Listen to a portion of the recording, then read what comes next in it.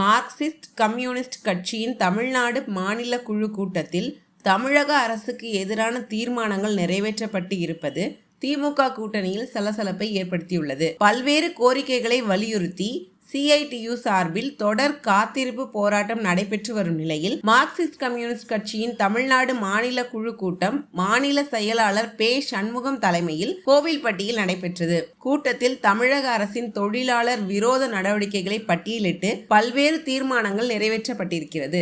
ஓய்வு பெற்ற தொழிலாளர்களுக்கு உரிய காலத்தில் ஓய்வு கால பலன்கள் வழங்கப்படாதது, அவர்களுக்கு அகவிலைப்படி உயர்வு, மருத்துவ காப்பீடு, ஓய்வூதிய உயர்வு போன்றவற்றில் உள்ள குளறுபடிகள், வருங்கால வைப்பு நிதி உரிய கணக்குகளில் செலுத்தப்படாதது ஆகிய விவகாரங்களில் தமிழக அரசை விமர்சித்து இடம்பெற்ற இத்தீர்மானங்களில் ஊழியர்களுக்கு பழைய ஓய்வூதிய திட்டம் அமல்படுத்தப்படும் என திமுக அளித்த தேர்தல் வாக்குறுதி நிறைவேற்றப்படவில்லை என கூட்டணி கட்சியான மார்க்சிஸ்ட் கம்யூனிஸ்ட் திமுகவுக்கு எதிராக நேரடியாகவே குற்றம் சாட்டியுள்ளது.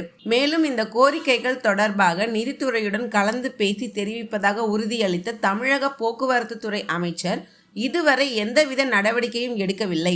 இது சரியல்ல என்பதை மாநில குழு சுட்டிக்காட்டுகிறது எனவும் அந்த தீர்மானத்தில் குறிப்பிடப்பட்டுள்ளது. திமுக கூட்டணியில் தொடர்ந்து இடம்பெற்று வரும் மார்க்சிஸ்ட் கம்யூனிஸ்ட் முன்னெப்போதும் இல்லாமல் கடந்த சில மாதங்களாக அரசை போகிற இடங்களில் எல்லாம் விமர்சித்து வருகிறது. சில மாதங்களுக்கு முன் பத்திரிகையாளர் சந்திப்பில் பேசிய பே. சண்முகம் மாதம் ஒரு முறை மின் அளவீடு எடுப்பதாக அறிவித்தபடி திமுக நிறைவேற்றவில்லை என கருத்து தெரிவித்ததுடன் தொடர்ந்து திமுகவுடன் கூட்டணியில் அங்கம் வகிப்பதால் எங்களுக்கு வேறு இடத்தில் டிமாண்ட் இல்லை என்பதல்ல அர்த்தம். பாஜக அதிமுக கூட்டணியை வீழ்த்த இப்போதைக்கு திமுகவை தவிர வேறு வலிமையான கட்சி இல்லை என்பதே அதற்கு அர்த்தம். அதற்காக திமுக தரும் இடங்களை பெற்றுக்கொண்டு போவோம் என நினைக்க கூடாது.